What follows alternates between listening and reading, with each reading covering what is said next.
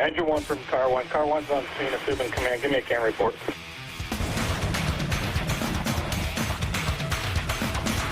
Hello, everyone. This is Mike Goldstein, Stickers of the C.A.N Report. I have a great show today. I'm joined by Chief Jeff Stone. He's a battalion chief with Concord Fire of Concord, New Hampshire. We're going to have a lot of great information to talk about, and I'm excited to have him on. Chief Stone, thank you so much for being on the program today. No, thanks for having me. I appreciate it. My pleasure, man. This is great. I'm getting some great guests, and I love talking about New Hampshire, and I love talking to our members of New Hampshire, and you've got some great information, and I can't wait for the public to hear what you've got about training, about the calls you've run, and your outlook on going to conferences and giving passion back to everybody that you come in contact with. So I'm excited to dive into this. Real quick, I'm going to go over Chief's bio here. He's very humble. This bio is super quick, but I was expecting like a 2-page document here, and it's very, very short. So I can tell how much of a humble person you are. Battalion Chief Jeff Stone. He's a dad to 2 amazing service-minded professionals. He's a lifetime student of the fire service, 30-year member of Concord, New Hampshire Fire Department. He is an engine boss at heart. He's 3 years as battalion chief, 22 years as a company officer.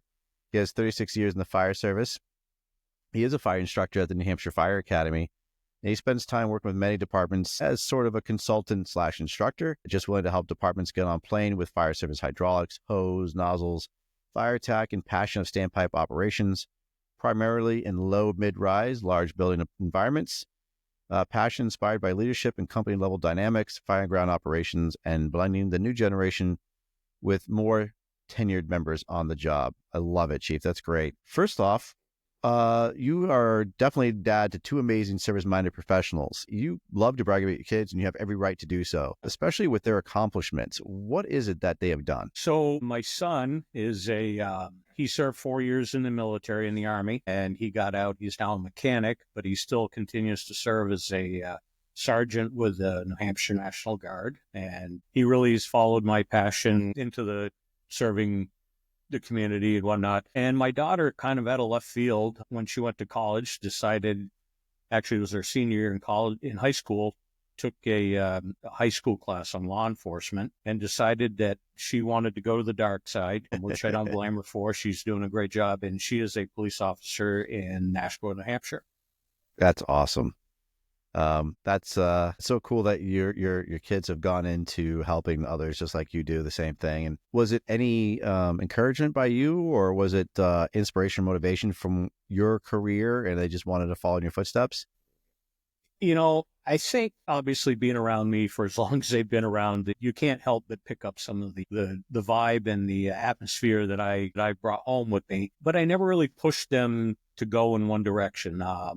My son was obviously probably a little bit more interested as a boy, growing up, that, dad was a firefighter and whatnot. And my daughter was kind of like, yeah, whatever, my dad's a firefighter. And, but I think as they went on, they got the sense of service. And I come from a family of service-minded people. My dad was in the Coast Guard. He was the assistant chief at our local little volunteer fire department. But most of the people that my kids were around that they knew were my friends, were in the fire service or in law enforcement. And, I think they just picked it up that this is kind of a way of life for our family, and kind of a way of life that if they decided to adopt it, it would give back to them more than you gave to it. Sure.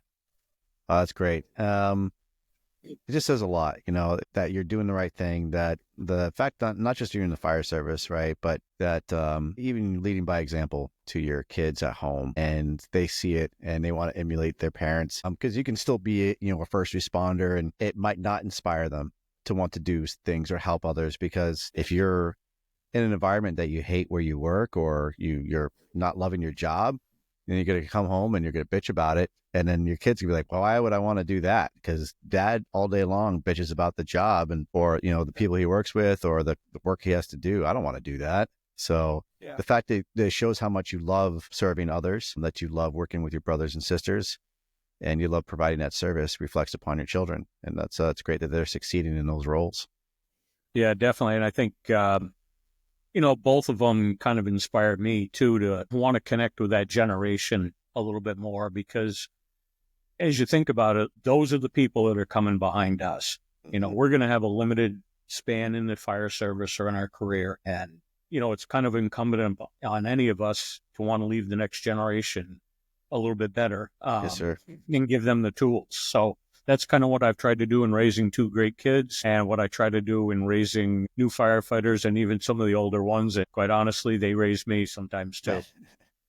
Yeah, it's amazing how it all comes back. It's all it just filters on through, and you start learning from the kids that you actually trained, and that's what makes us so passionate, and it makes us continues to learn. Because the people who shut their minds off, say they can't learn anymore, then they're not going to learn from the new people, because they figure they know it all and they can't absorb any more information.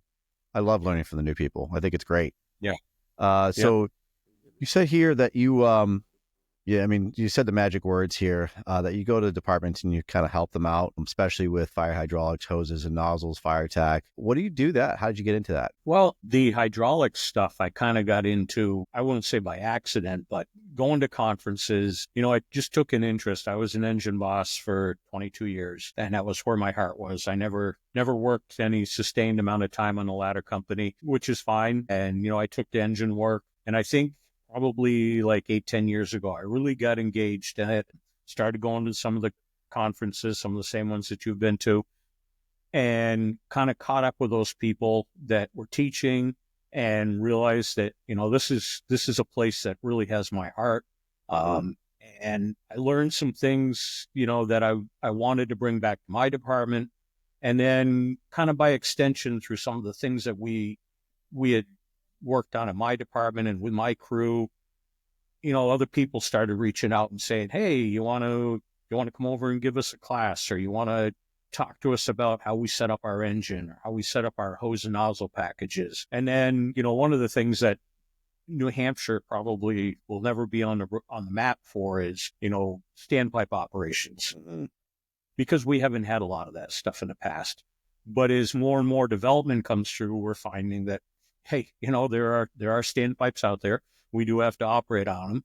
And just listening to some of the people who were quite passionate about it, I got the same passion and started developing a lot of stuff for our department and working with our crews. And I have to say, it definitely has paid off. But as more and more departments realize that they're going to be more and more of these buildings with standpipes coming into them, they're coming to me and saying, hey, we know you're really into this. Are you interested in giving us a hand? And really, that's where the fire service is really at its best, is when you're willing to work with somebody else and just to make the job better. And I've had a lot of fun going out with a lot of departments and just talking hose, talking nozzles, talking water flow, talking setup on trucks. Just, it's a lot of fun. And I think the first place I really got into it was, we had a hose and nozzle day where they brought a bunch of vendors in at the fire academy. And I kind of went in and I met a guy by the name of Dave Quick. And I'm sure everybody on here is going to know who Dave is. And Dave and I hit it right off first blush, and shared a lot of the passion of hose and nozzle work. Dave will tell you to this day that was the first time that I think a lot of these vendors saw a guy bring out a set of calipers and start measuring their hose. And that made a lot of vendors nervous, I think. But I still have that same set of calipers in my bag at work. And, just when you could hold yourself and the fire service and the vendors accountable to doing truthful work and then doing accurate work, I think it says a lot about where the fire service has come from and to where it's going.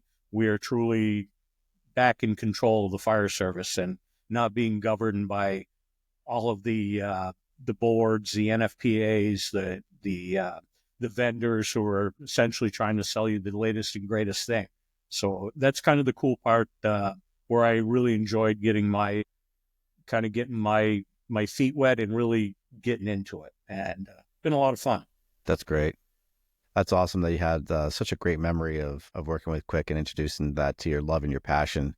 Yep. Yeah. Well, we all love listening to Quick. Everything that he gives is so full of knowledge and great data, and it's tried and true. And he's really helped put, like you just said, high rise on the map, especially in our area. He talks about it a lot. He teaches it a lot. So it's great to have such a great source of information just really right in our backyard with him. He's still humble enough and down to earth enough too, where I reach out to him many occasions and ask him for advice. Like I said many years ago now, where I was struggling at work and I just asked him about work stuff. The whole different thing. He was on a podcast talking about how the workflow goes and how to deal with people.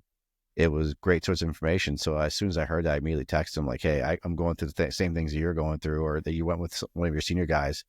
Tell me more about it. Tell me how I can help me to get through this bump in the road. And he was very nurturing and very full of great information. And I mean, hell, he taught my Fire 1 class for hose operations. So that was 13 years ago. So, so Yeah, no, Dave is one of those guys, and I think he's representative of where I want to see the fire service go. Mm. You know, he cares deeply about the fire service. I think he shares the same passion that you and I do. To just you got to be good at the job, and you're good by being engaged. And yes, when you teach, you're way more engaged, and you want to be better every day. Mm-hmm. Yeah, I agree. One of the reasons why I love teaching is because I'm learning. As I'm teaching, I'm learning. And it either teaches me to, to obviously to how to form my content and how to teach different people. But honestly, when I watch the students move and figure out things, they're teaching me new things. I watched how they, everyone's body mechanics are different, even just that way of watching them do something a little bit different from what I was trying to show them, and it worked for them. Like, oh, I'm gonna put that in my memory bank and use that later on. And it's great to be able to do that, and learn from the kids that and some adults that are going through it. So you always have to be a student. Like you even said, that in your profile, you're a lifetime student of the fire service, and that says something, because we are all students. It's you can never stop learning. It's a fluid job, and it's ever changing. So that's fantastic. So that's great. So when we talked about conferences too, I have seen you in the audience at a couple of conferences that we've both attended, County Fire Tactics being one of them. I remember you sitting right in the front row, and you had your pen and paper out. Here's a guy that's been on the job for 30 something years. You're a battalion chief at Concord, and there you are on the front row, absorbing all that information, taking your notes and asking questions.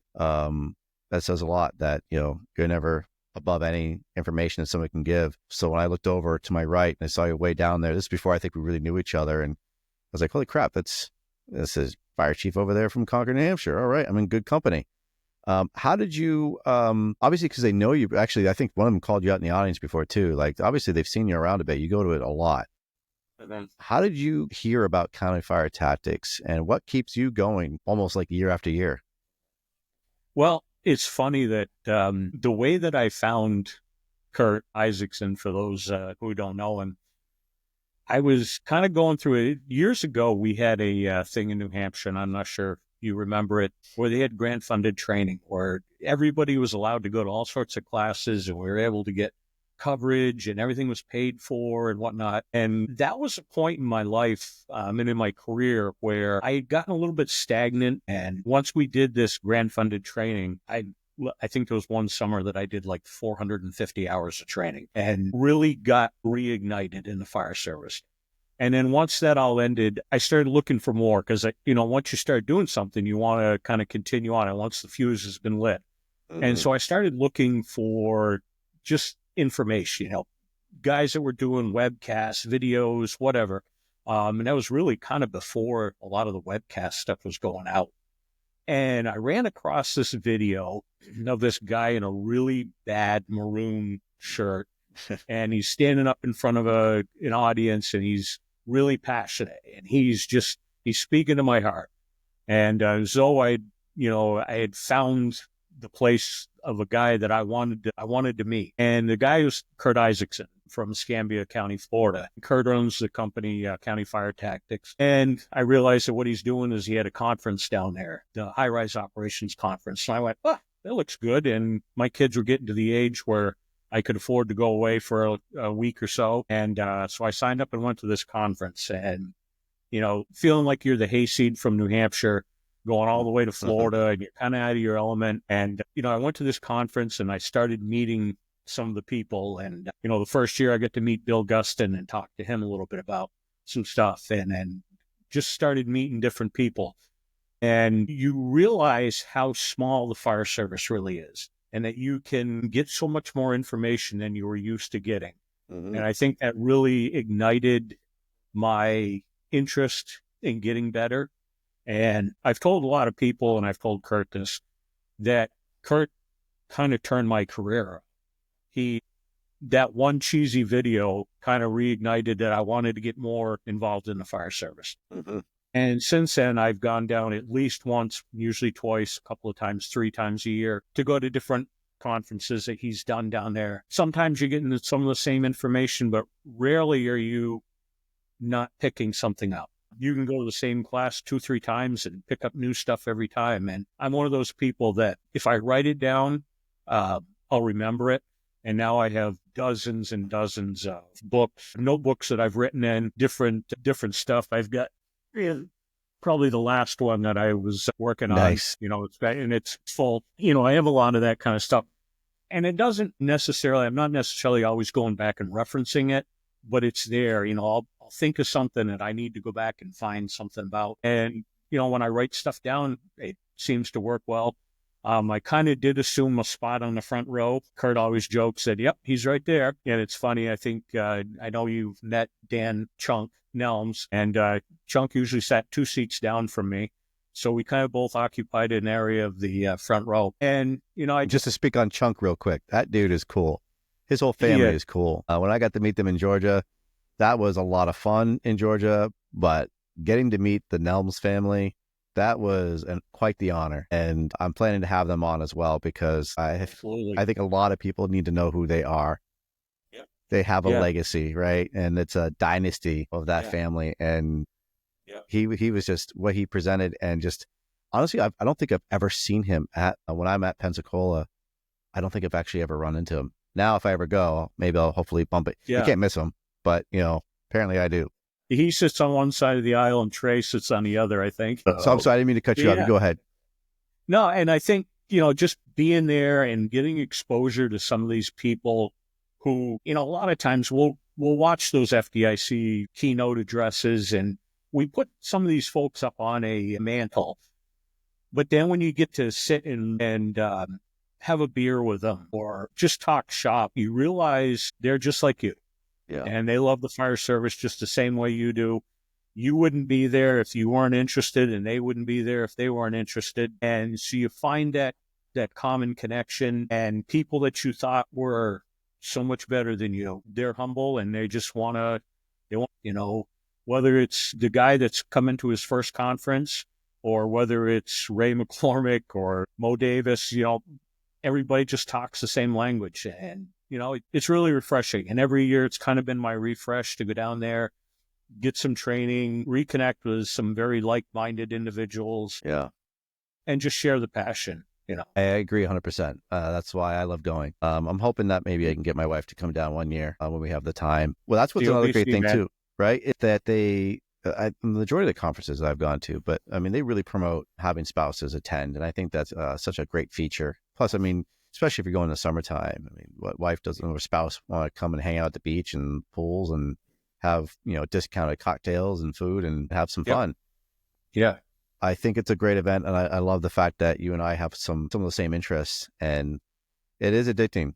My wife can admit to that I've become addicted to a lot of these conferences, and it's a joy to do these things. It's a blessing that we can actually go and be able to get this information. Like I was talking to my father-in-law, one of my first podcasts with them, and they didn't have, back in the day, 28 years, even for you, right? You've been in a job for 30 something years. Like you didn't have the luxury of having information in the palm of your hands, and they didn't have conferences. They didn't have these people who either had their private training companies, and just a place for everybody to meet and learn from each other.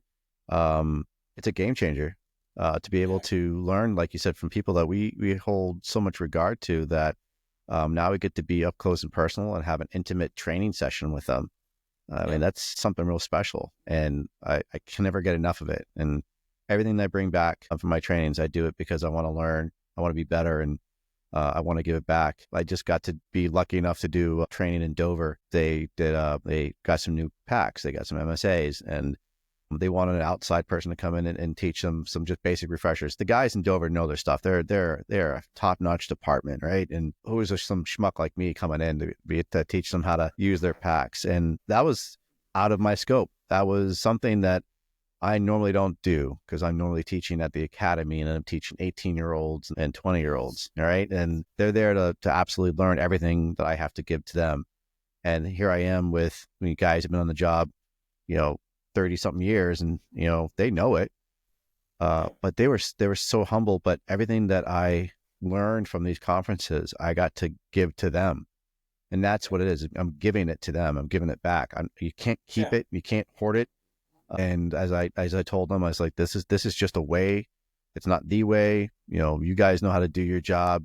Please by all means do it, but here's just some extra nuggets. If it works for you, awesome. If it doesn't, at least you saw it. But to be able to go like to Pensacola, to go to Georgia, to go to Texas and get those intimate training sessions and be able to bring that back. Because if I never did that, and if you never did that, all we ever learned is in our area code, and we'll never get to see it.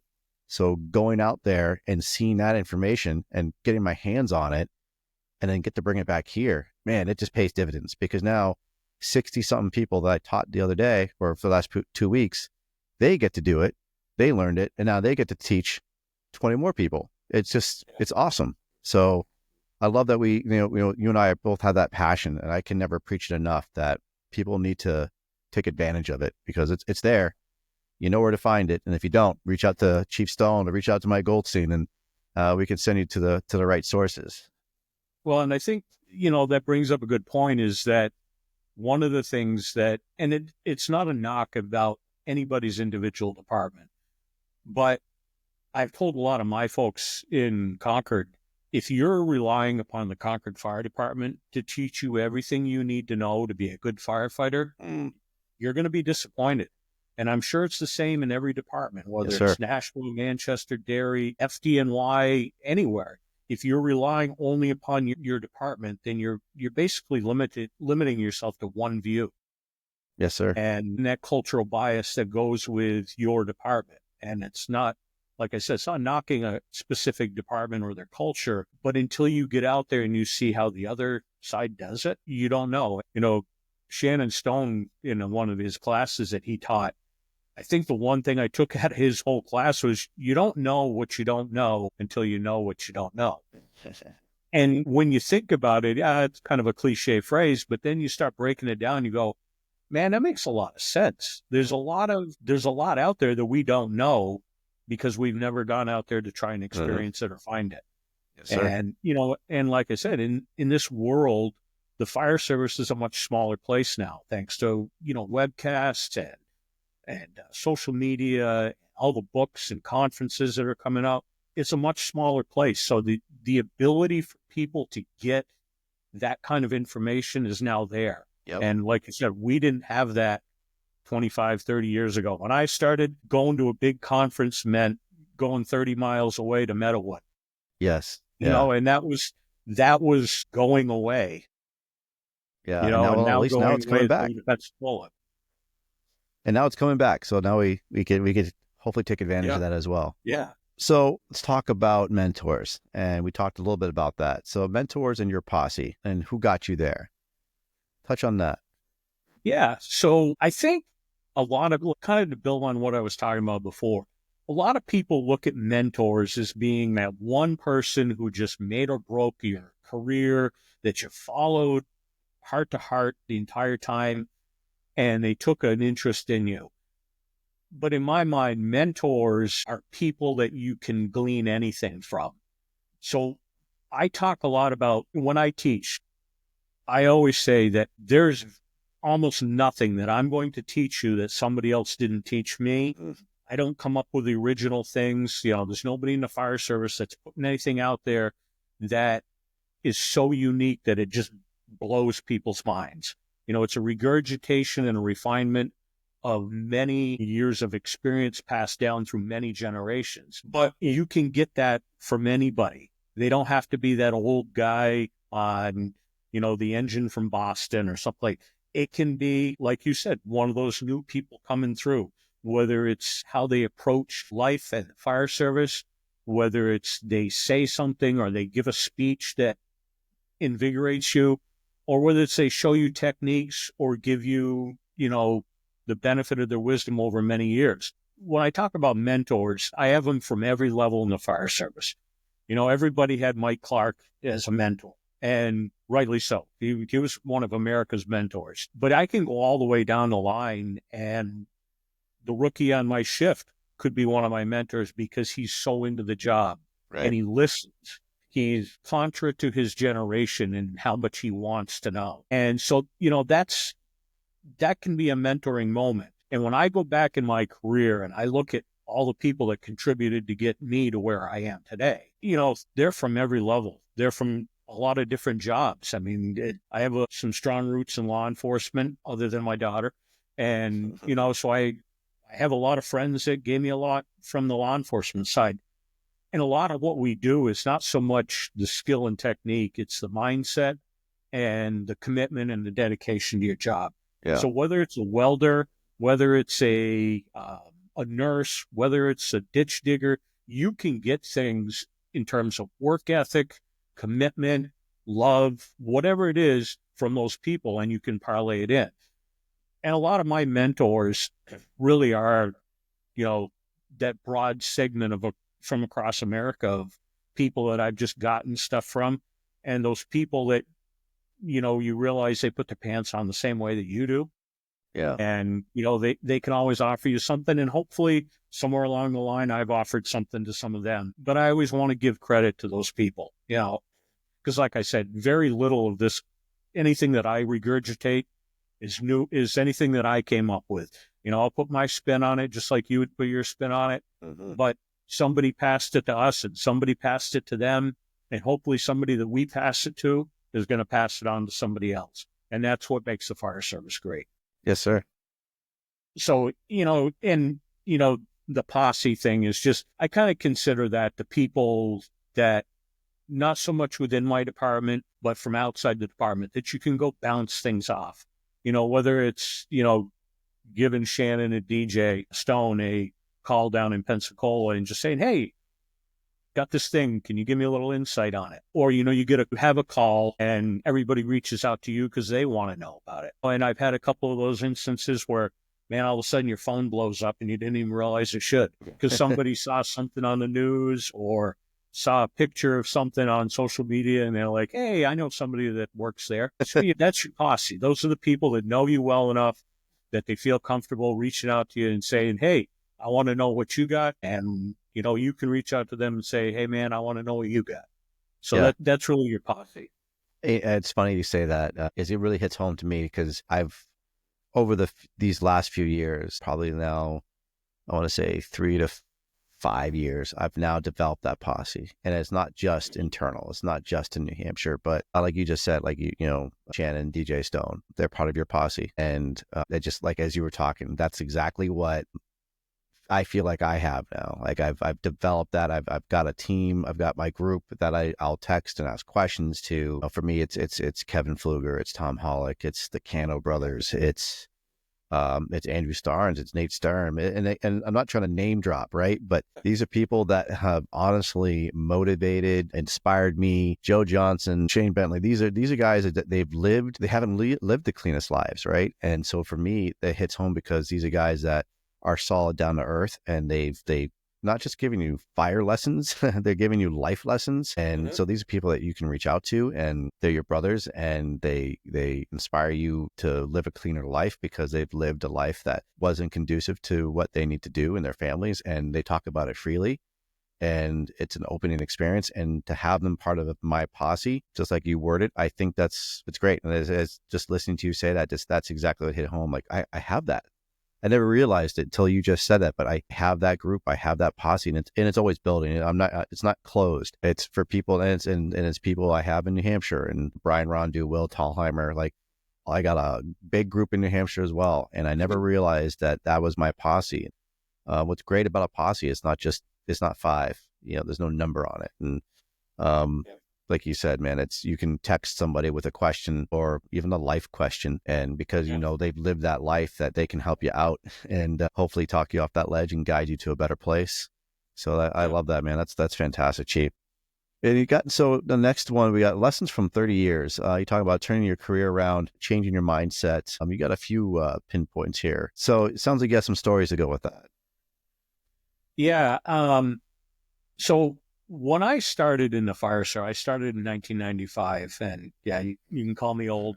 Back then I didn't feel so old, and even today I don't feel quite so old. But, you know, I had this roadmap in my mind of what I wanted to achieve in my career, walking through the door of the Concord Fire Department in January of 1995. And it was pretty rigid. You know, I wanted to promote every 5 years. I wanted to end my career as the chief of department. And I really didn't put together the roadmap of how you get there or that anything could change. And as we all know, you know, you start anything as a young single person, and then life happens. Family happens, relationships happen, kids happen, and, you know, the road starts going like this a little bit. And I got into the fire service. You know, I was a paramedic, and I got in, I worked 4 years as a paramedic in Concord, and I took a promotional test for lieutenant. And I had the ability to study really well and retain a lot of knowledge, read all the books, was able to regurgitate it all when the test came out. And I was able to talk fairly well during my interview. But what I didn't have was wisdom, and I didn't have experience. And I will tell you right now that the stupidest thing that the Concord Fire Department ever did was promote me at 4.5 years to lieutenant, because I was not prepared for it. Yeah. And I don't say that in a self-deprecating mode. It's just that you haven't lived life yet. A lot of people don't realize what they're getting into. Mm-hmm. And promotions, as you go up the ladder, I always really believe that your first promotion to company officer, to lieutenant, is kind of, that's for you. You know, you're doing that to make yourself better, provide a better life for your family and whatnot.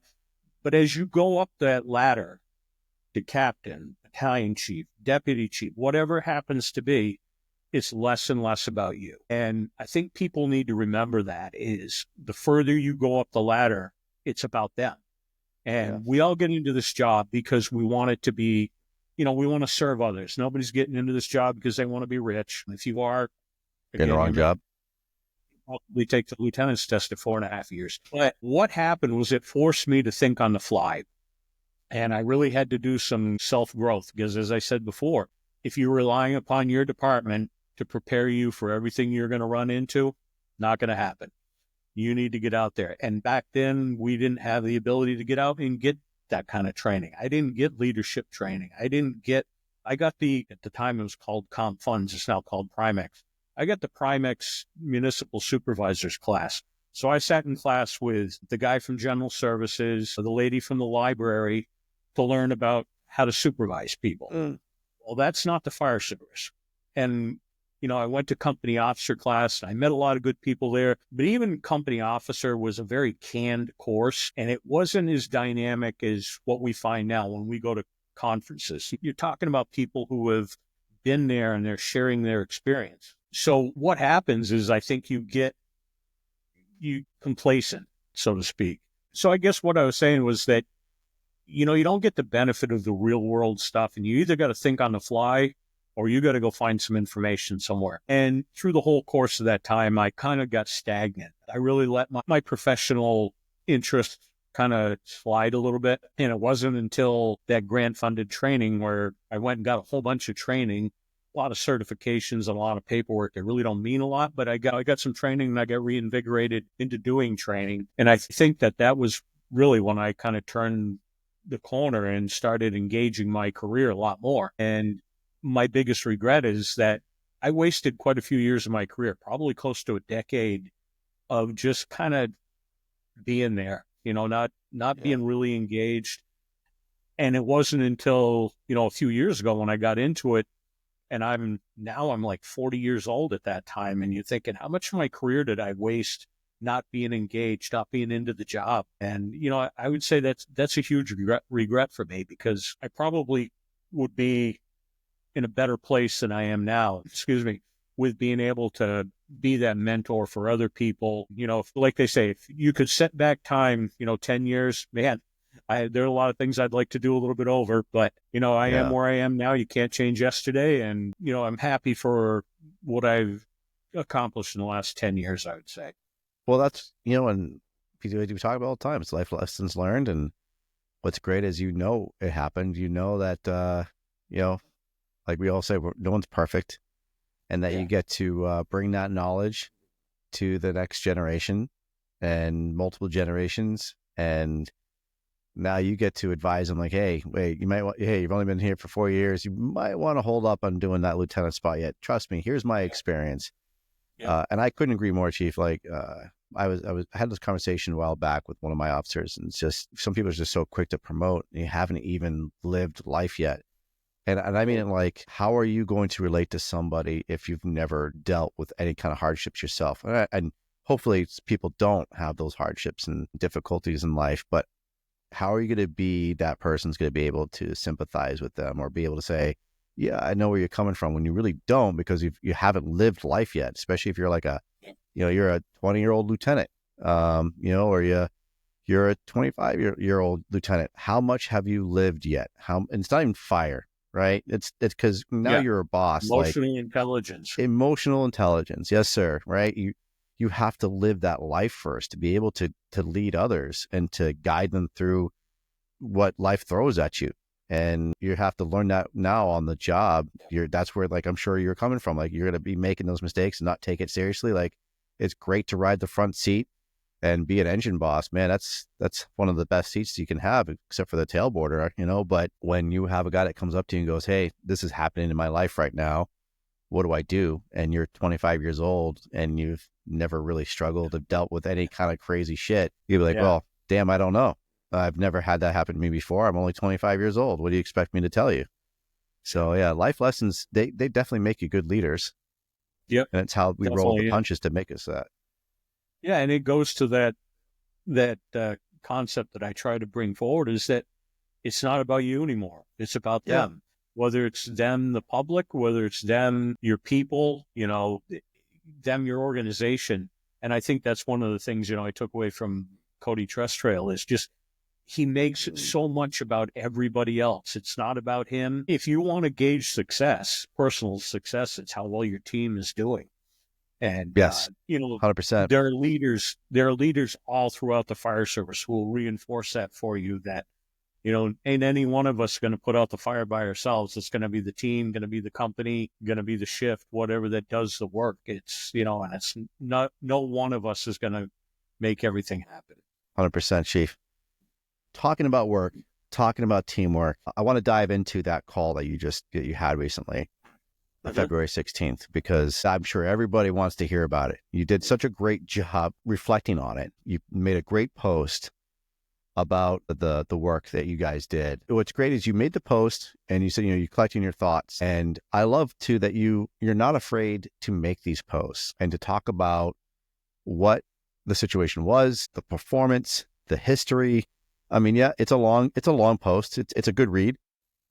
And in this generation, well, not generation, in this day and age, long worded posts, sometimes people just usually glance at.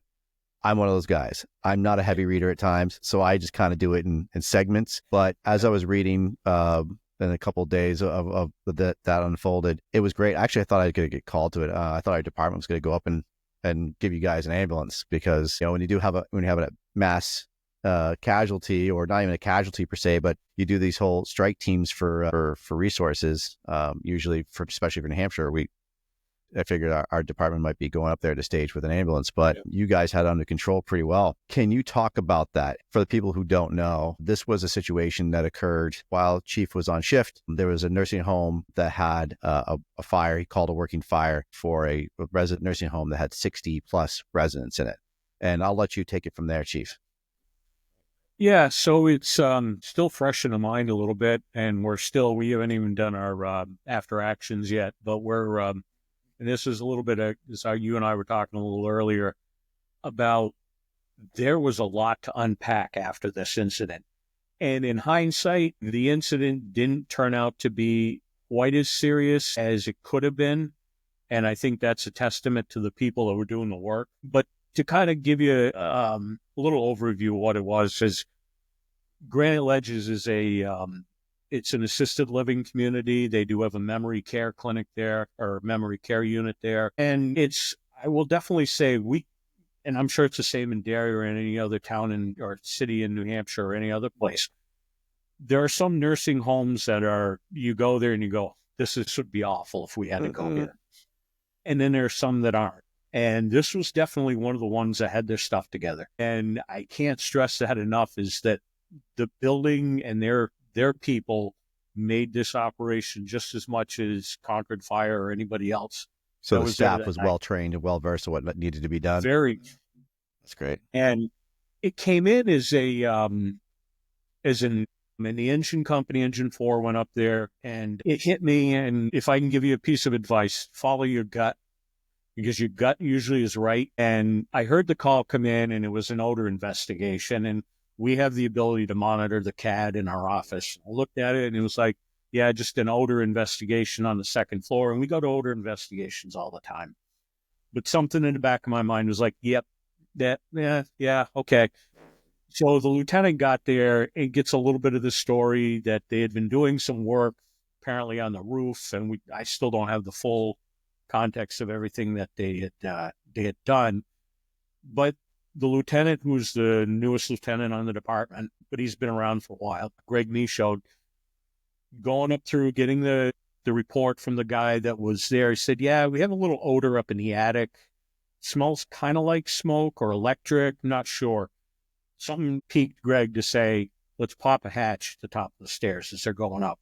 And this isn't a place where you go in and you go up the stairs to the third floor. It's up, over, up, down, over, through. And as he's getting to the top of the stairwell, he and the firefighter that were on duty popped a hatch. And the firefighter got up there on a ladder, looked in, he says, hey, Lou, there's a little bit of smoke in here. Okay. So Greg fills out the box, which gets a full 2 engines, 2 ambulances, and a tower and a BC. So as we're going up there, I'm listening in, and our dispatcher, we've upgraded our CAD in the last year, and he says, I'm not sure that the assignment for this is fully built out, but do you want me, if this is something, what do you want to do? And I said, well, whatever you do, we used to have a high-rise assignment on our old CAD, and we never had to use it. We built this out 20 plus years ago because we have some quote, high-rise, New Hampshire high-rise, which is like 3 stories or more above. Yeah. And we had built this out, and I just said, and I knew from my years that this involved bringing in different departments than we normally work with, just because it's a different type of occupancy. And knowing what kind of occupancy this is, I just told the dispatcher, said, go ahead and build this out as if it was a high rise. And he knew what that meant, because he's been around for a long time. And right then, Greg said on the radio, he said, fire alarm, we have a report of fire in the building. And so he called the work and fire. And I immediately, we were on the radio, you start going a little bit faster. You start thinking about all the things, because now this is a fire in the building that came in as an odor investigation. So it's not like you're going out the door in one mindset and carrying it through. We're going out the door with an odor mindset, and shame on us for being a little bit complacent, especially myself. But then you're trying to build it all up in your mind, how you're going to build this out. I got there fairly quickly, had Ambulance 4 right behind me, who works with our engine. So in Concord, our companies are set up that 3 of the houses have an engine in them. 1 of the houses has a truck in it, and each house has an ambulance with it as well. So the engines work with their ambulance, and the tower works with its ambulance, unless we kind of change things up. That night, we had everybody in service, which happens about 0.1% of the time in Concord, that we have every company in service. So everybody got dispatched, all hands. Everybody's going. Everybody gets to work with their company. Ambulance 4 is right behind me. They go into work with Engine 4. They've got a working fire. The lieutenant makes a great call, says, hey, we've got fire from the eaves in the back of the building. Now, this is a 3-story wood frame over steel structure, steel skeleton building with very lightweight trusses in the attic. And they had fire from the eaves. So the lieutenant made a great call to pull what we call a leader line, which is 2-inch off the end of 2.5. Around the back, they started hitting it from the outside because they didn't know even how to get up into the attic where that fire was. And it was right in the eave. Build out the response. We get everybody there. And this is a place where we've been to a lot of fire alarms in the past. And the population are, they're like any assisted living or retirement community. They're not highly mobile. They're slow to react. And in the past, they had actually had the folks, when they evacuate them, they would bring them out into the middle of the driveway and put them in chairs. Mm-hmm. That's kind of where we need to drive sometimes. We'd actually worked with them on finding a better place to move them to, and they had actually kept them all on the sidewalk to the side. This is something we'd worked on for the last probably year or so with them, and it paid dividends this night. We were able to get everybody in. Everybody knew their job. Everybody knew where they had to go. Everybody got an assignment, filled out that assignment, and took care of it. And just a lot of great calls. And I really put this on the company officers. If you've ever read Scott Thompson's book, The Functional Fire Company, that's something that I take to heart. I've taken a couple of Chief Thompson's classes, hit very close to home. Read his book 2 or 3 times now. I ask all my officers when they come to the shift to read the book, because it formulates the kind of the mindset that we go in. I'm not a chief that's going to micromanage my crews. Mm-hmm. The companies are the company officer's responsibility. We'll evaluate that stuff on training ground, on incidents, and we'll make adjustments. But at the end of the day, the company officer owns the company. I own the company officers. So if the company officers are thinking along the same playbook that I am, we're in good shape. I let them do their job, and they do it very well. And that night, everybody from the officers to the firefighters did their job. This was not a complex fire. It was just a complex building that presented as a massive hazard. We were able to get, after we ended up operating off a standpipe in that building, which is, again, one of those things that we have not done a lot of, but we've trained a lot on. Sure. And it worked very well. So we had a little bit of luck when the truck company went up into the 3rd floor to look for the fire to help the engine. They popped 3 ceiling tiles and found both of the hatches into the attic in 3 ceiling tiles. So we didn't bother buying lottery tickets later in the night because we knew we couldn't get any better than that. So sometimes it's a little bit better to be lucky than good. So the hatches were hidden by the ceiling tiles? What's that? The hatches were hidden. Yep. With the ceiling tiles? So it's drop ceilings. They knew that there would be somewhere in here there was a hatch, and the tallest guy in the truck hit 3 ceiling tiles and found both hatches. So, that saved a lot of time. If we'd had to rip down, 30 or 40 ceiling tiles to find the hatch to get in there, would have made a big difference. So while they're doing all this, I'm sitting out in the fire SUV, which is kind of my least favorite place in the fire ground. And I'm looking at all of these residents in a 9-degree weather coming out onto the sidewalk. They want to go back in. They're cold. Some of them don't have shoes on. They're huddled in blankets. And I don't have a lot of resources yet. And Chief Chisholm shows up. And I'm just like, I'm furiously scratching stuff down on the board, things that are going on, where people are. This is a 60,000 square foot building on 3 floors.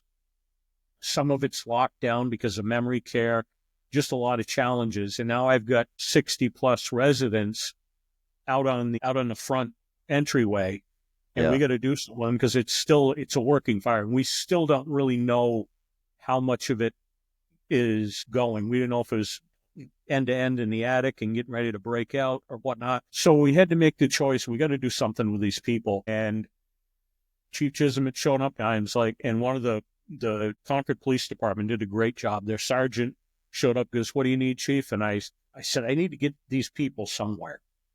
He says, say no more. We're working on it. Chief Chisholm, I asked him, I said, can you take over getting rid of these people, getting them somewhere, work with the staff, whatnot? And it came to mind, like, this is basically an MCI.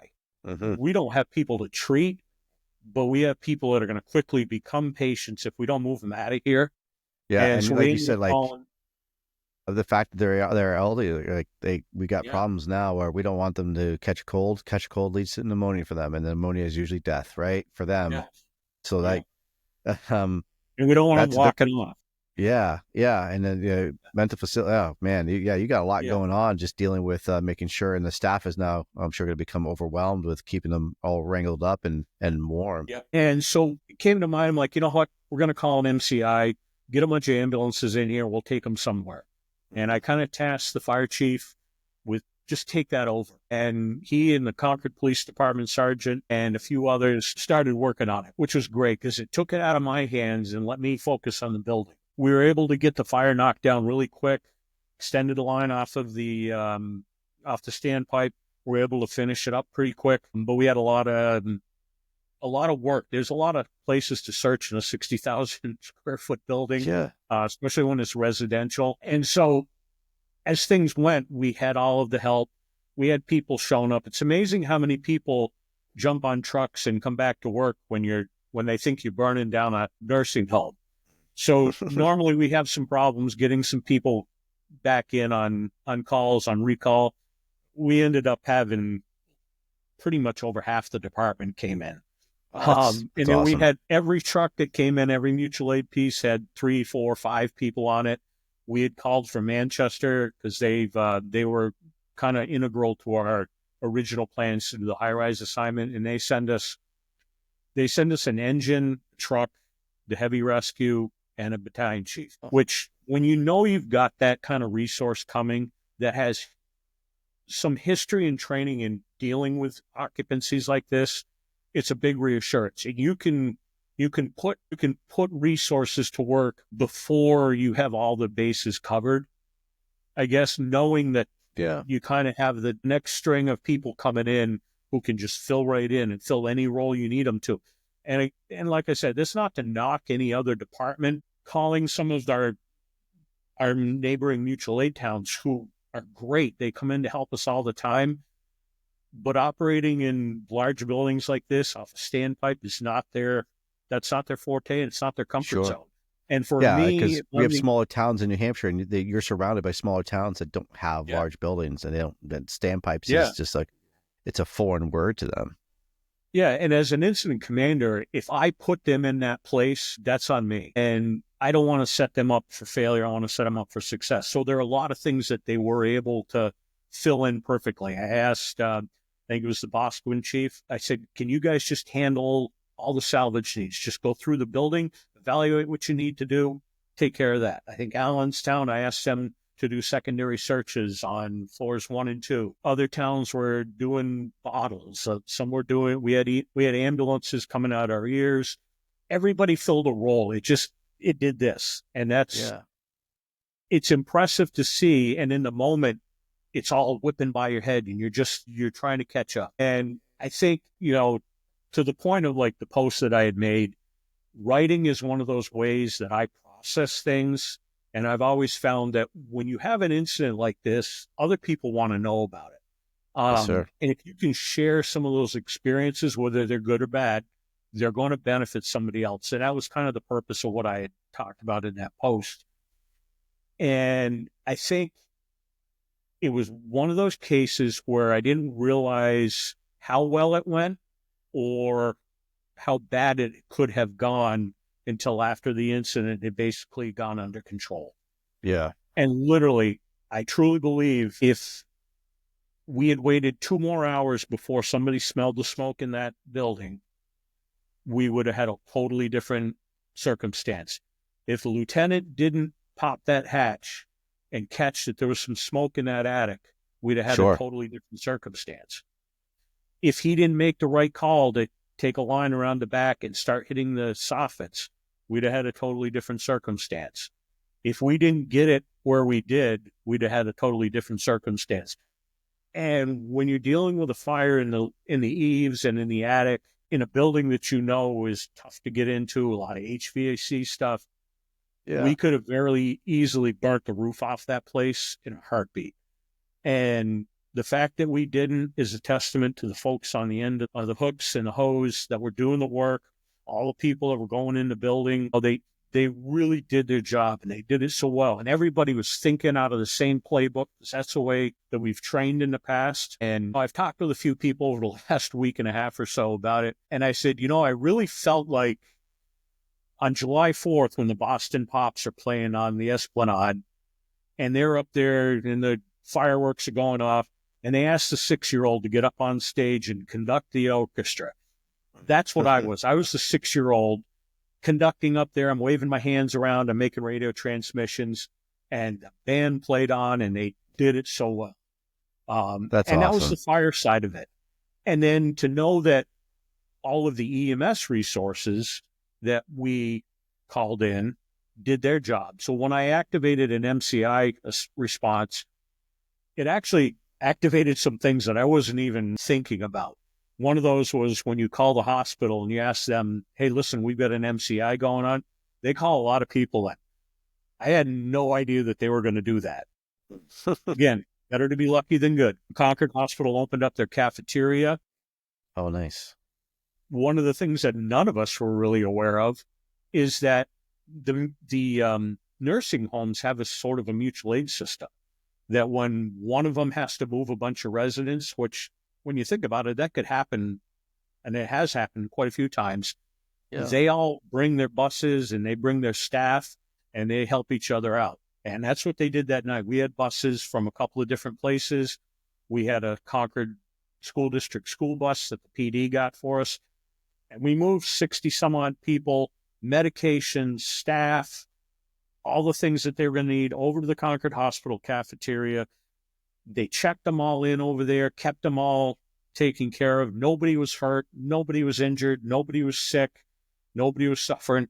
They fed them. They played games with them. I mean, it was just, when I went over after the incident and de-escalated, I was like, to see how well this went and to know how well my end, I call my end, the fire side went, and then to walk over and see on the EMS side how well that went.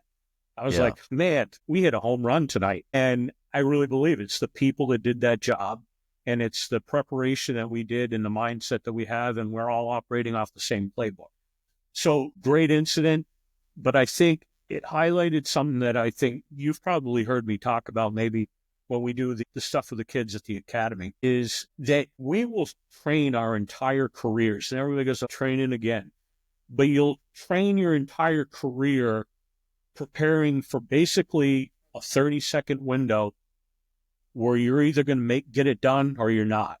And this was not a 30-second window, but this is, I don't want to say a once-in-a-lifetime fire, but this is something that when I came on shift, none of us were thinking, oh yeah, we're going to Granite Ledges tonight for a fire. And we're going to evacuate. This was your top 5. Yeah. So it's one of those things where you don't want to come out of an incident like that wishing that you'd done better and that you were better prepared. And I think that's what I'm most proud of all the crews that were working there that night, is they were prepared. They brought their A game. And in fact, I had one of my crews, the crew of Ambulance 4, they were mad that they didn't get to go up and stretch the standpipe because they were out back putting out the fire and putting up 235s. But when I sat down with them, I said, hey, listen, you guys actually made that fire by putting the water in the right spot. If you hadn't done that, it doesn't give them the chance to get the standpipe packs out. It doesn't give them a chance to find those 3 ceiling tiles. It doesn't give them a chance to open up and hold it in check, and it doesn't work as well. So every single person on that fire ground just made that incident work. And man, I felt like the 6-year-old kid just going, I conducted the Boston Pops. And and behind the scenes too, right? You have your dispatch center who he even said, he's like, nah, this doesn't sound like the assignment you want. We're gonna change this up for you. For him to understand that, like, this is going to be something larger scale than what you think it's going to be right off the bat. That definitely set, like an orchestra, it set your tempo, and he helped keep that pace. So the fact that you had such top-notch people on the ground, on the radio, And that comes with experience, right? The fact that you, again, I'll say dispatcher did, I guess I'm a little biased because that's where I came from, but if they're your dispatcher to understand like, hey, chief, this is going to be more of a high rise assignment for you. And we don't really have that. So let's upgrade this for you. That's Yeah, and pretty I'll give cool. that shout out to Scotty Burke because he was the guy making that call. He's the lead dispatcher of the night, and he works my shift, so we always work together. So he kind of knows what I'm thinking, and I know what I'm thinking. He'll pick up on different things, and he'll let me know, and he just knows what I need him to listen to and what I need him to give me feedback on. And he did a great job that night. Matt Nelson, the other dispatcher, did a great job. They worked together well. At one point, Matt was calling me on the radio, and I just said, Matt, you're going to have to wait. I just got too much going on here. Yeah. And thankfully, one of the mutual aid folks came in, the chiefs came in, and I just said, I need you to handle all the communications to fire alarm because I just don't have the bandwidth. And, it's a frustrating feeling when you realize that that's one of those handicaps that if we hadn't had that kind of help to help us out, it wouldn't have gone the same way. Again, it just everything came together, went great. And when you think about how incidents could go wrong, you don't want to be second guessing yourself after the fact saying, man, I wish I had been more prepared for that. Because you don't want the ultimate tragedies going on. You don't want to have lost firefighters. You don't want to have massive loss. Nobody wants to be proud of burning a building to the ground. But as I've told some people in the past, I'll burn every building in the city to the ground if I don't lose a single person. And in this case, we got both. That's awesome. We did save the building, which would have been a catastrophic loss to the city and to the nursing home community. In fact, we were able to move anybody whose family didn't come get them. We moved over 60 residents back in that night, and they stayed that night. So to me, that was really the true measure of success is these people who have some limitations, age-wise, memory-wise, were all able to be back in their units with their people, with their caregivers that night. And that to me was just, it was kind of rewarding to see all these folks coming back into the building that I just watched walk out, huddled in blankets and no shoes and stuff to come back in, and they're happy to be home. And, that's a cool thing when you can give that kind of service. And then I guess the final shout out that I have to give is to the staff.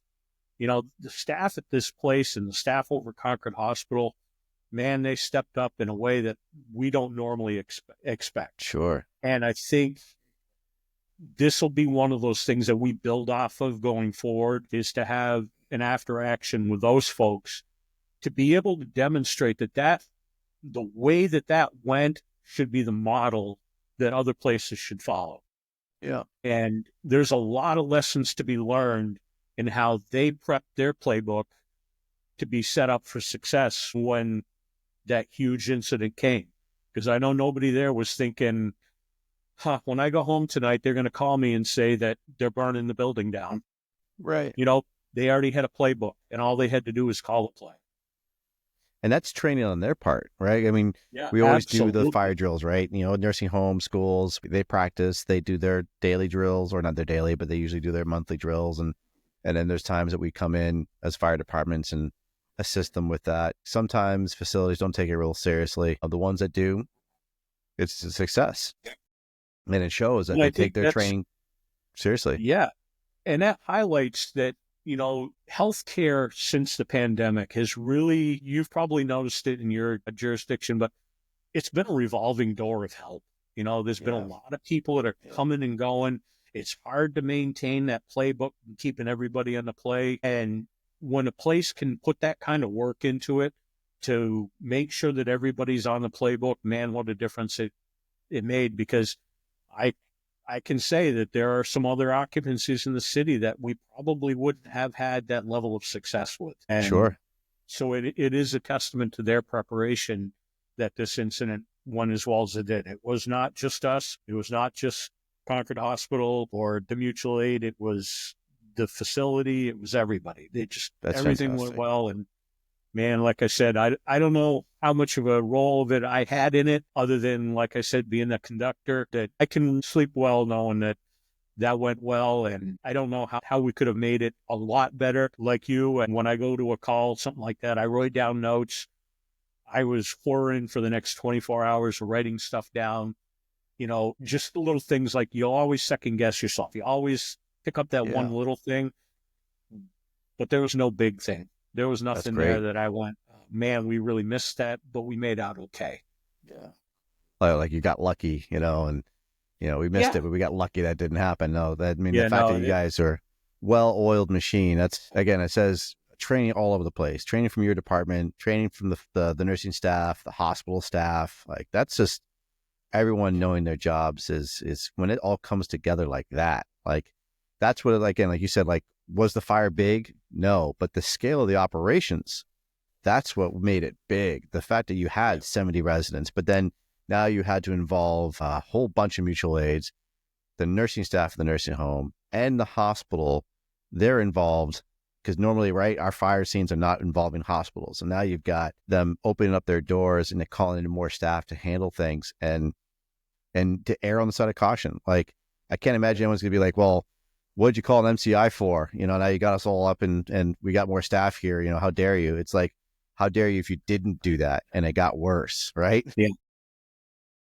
Because there's a saying we have in dispatch, again, because I did it for like 15 years. So it's when in doubt, send them out. And that was the thing. There was always that common rhyme in my head. So it's the same thing in the fire scene. If you have that, like you said, like listen to your instincts. If you roll up and something just doesn't seem right, you just go with your gut and go with that because God forbid you didn't. And you'd be like, well, I didn't want to add an extra alarm because I didn't want to bother anybody. I didn't want to do an MCI because I didn't want to cause a panic. Like, God forbid you didn't, because then you'd be on the news saying, well, Battalion Chief Stone didn't do this. And now we're investigating why he didn't do that. I didn't want to bother anybody. Yeah. And, to highlight that point, I'd made a point to make sure that we called the task force in from Manchester. And when they got there, there's a little flash in the back of your mind goes, I haven't got anything for them to do. And some people would go, oh, man, I'm sorry, man. I thought it was going to be worse. But in this case, I was like, man, I'm so glad you were coming because it allowed me to make decisions for my folks to do certain things that I might not have otherwise made. And, and Steve DeZrusso, who you and I both know and have taught with, he was the battalion chief and he showed up. I gave him and his crew some assignments. But they really didn't have to do much and they were cool with it. And, they recognized the scope of what could have been, and they're happy to be there, and hopefully we'll be able to return the favor at some point, and which I think is good that departments in this day and age where a lot of departments are really challenged for staffing, and if you're dealing with combination or call departments or volunteers, they're having real tough time getting trucks out the door, and they might be able to get one truck out the door or maybe two, but they're not getting out what they used to. So us all being able to be active more often, give each other the hand, gives us a little bit more confidence in each other's ability and knowing when people will come and when they may not be available or what you're going to get when you get there or what you can give them when you get there. Yeah. Just it makes a difference. And I think mutual aid has become, I know New England, New Hampshire have always been what I call Yankee fiefdoms, where we all want our name on the truck. Yeah. And we've really resisted regionalization of systems. But to a degree, we have regionalization of systems. We just all have different names on our trucks. And and as companies and departments work together more, you can call it whatever you want and whoever signs the paycheck, I don't care, but all the departments are working together. The old days of, well, that was in our jurisdiction and why didn't you call us? And it's not there like it used to be. And I think that's good. It's progressive for the fire service. And I know it happens all around the state now that, you go over to the seacoast and, man, you have a chimney fire in Dover and you're getting Portsmouth and Rochester and every other department on the sun, they all work really well together. And I think that's a model that's coming together throughout the state more and more and more. And hopefully around New England more and more and more. Because if you go down south, you go down to Texas, you go down to Florida, Maryland, and whatnot, they're all working together. Yeah. There are some little examples, of some departments with some rivalries, but yes, you don't see that as the rule. That's kind of the exception to the rule. And, it makes the fire service better. And I think everybody, including the the residents and the municipalities are better off for it. Absolutely. Absolutely, Chief. I love that. Man, that's a great story. I love the outlook on it. And even to touch on the fact that Manchester had anything, they didn't have anything to do. Imagine if they said, no, we need to help you because obviously you've got too much stuff going on. You can't handle this scene, because we all know that Chief DeRosa would kick in and be like, no, we're going to take care of this problem, because that's what we do. We fix things. And as firefighters, we see somebody not necessarily incompetent, but above, the water's going above their head. We're going to help them out because we care about the people we serve, whether it's Concord, Manchester, Boscawen, it doesn't matter. We see people in need. We're gonna help them out and fix that problem. So again, you guys are top notch, and Concord's always been leading from the front in your area and your community, and everybody else knows it in the state. And it just shows what the leadership that you provide, with not micromanaging and trusting your crews, trusting your lieutenants, and that carries a lot, man. It pays dividends to let your crews actually be able to do the job and think. And like you said, you're just sitting by with your conductor, as you will, for the symphony. And like I've always said too, man, a fire ground should be like a symphony. It really is. If you think about it, if you put your headphones on and you put on beautiful classical music, your crews actually should be moving like that, right? Like everything just kind of falls into place. And as you're just conducting, a hose line's going in, then the ladder's going up, crews are doing it. And I would love to actually try that out as an experience one day, like just to put headphones on and listen to classical music as an active scene's unfolding, to buff a call and just see if it works that way and see how the music plays, and if it all lines up. I might have to try that one day, because I bet it will. I really do. So, yeah, no, I mean, it's fun. It is, absolutely is. When you have well-trained crews, man, they operate like beautiful music. That says a lot. To that point, I guess the one thing I would leave you with on that is departments should have a playbook, whether it's a department, a shift, part of the training that goes into the shift. And I've asked, my crews, my officers to always, I don't mind if you call an audible, but if you're going to call an audible, make sure it's a play that we're all familiar with calling. Because if you call something off the wall and you're saying Nebraska, and we're saying Omaha, nobody knows what the hell's going on. Nobody knows what you're doing. But if you call a play or an audible out of the playbook, everybody knows what to do. Whether it's laying in, whether it's we're going to make an unconventional thing, but we've trained on it, or we're going to do VES when normally you would expect us to be doing something else. Or we're going into rescue mode and we're not going into attack mode. Call the play. Because when you call the play, everybody else knows, hey, I got to pick up that linebacker coming out of the backfield, or I'm going to have to go into man coverage for that next thing. And that's the same thing on the fire ground, is that if you call a play that everybody's familiar with, everybody just backs each other up. And that was the case the night of that fire, was that no matter what we did, I know that everybody had a plan to back each other up. And they would recognize that when something got not necessarily abandoned, but the crew had to go in a different direction, and they're filling right in. And that just makes every fire scene go so well when everybody's looking out for the same goal. Yes, sir. I love it. Thank you so much, Chief, for telling that story and talking about your experiences with that fire. I think it's so important. When everyone saw it on the news here in New Hampshire, it was like, wow, that's going to be a tough call. It's going to be a great learning experience, and to have you hear it, have you tell it, and for us to hear it. I mean, that's fantastic, and I thank you for that. Unfortunately, we didn't get to get a list of the questions we have, man. We have some good ones, but I want to, as we're winding down, you have a good one here, and the humorous concept of the active bitch face. Elaborate on that.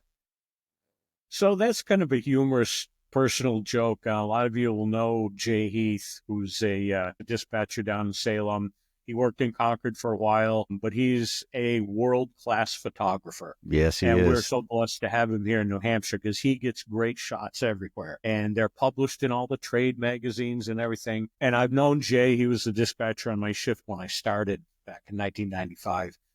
And for whatever reason, Jay has always managed to catch me in photos with the worst expression on my face.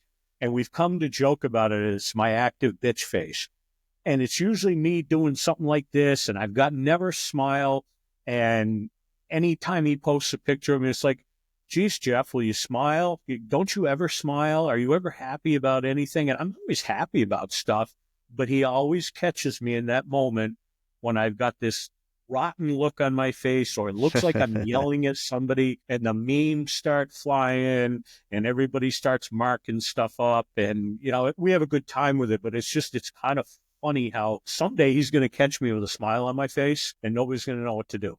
That's funny. I've heard from other people, like when they get caught on cameras, it's never their best side. They're just absolutely like they're caught in a blink, or they're caught, rubbing their nose and looks like they're picking it or something, so it just happens to be the name of the game. So it's always the ones who actually can see the camera and they're like, okay, I got to get ready. And they're going to make it look like they're busy. That's awesome. I'm going to have you come back on, Chief, because there's a lot of stuff that we didn't cover. And I really want to talk to you more about it. Like, I never used to be a big nozzle and hose guy, and I absolutely love it more and more. And I've definitely become more of that engine ops person. And I want to talk more about hoses and attack packages and what you guys run in Concord, and what you have learned over the years for attack packages, what works the best. There's a lot of questions. I mean, I could talk about hoses and nozzles for 5 hours now. So don't get me started, Chief. I'm not going to talk about it now. So we're going to wind down. Chief Stone, thank you so much for being on the show. I really appreciate you spending the time with me. We really had a good time.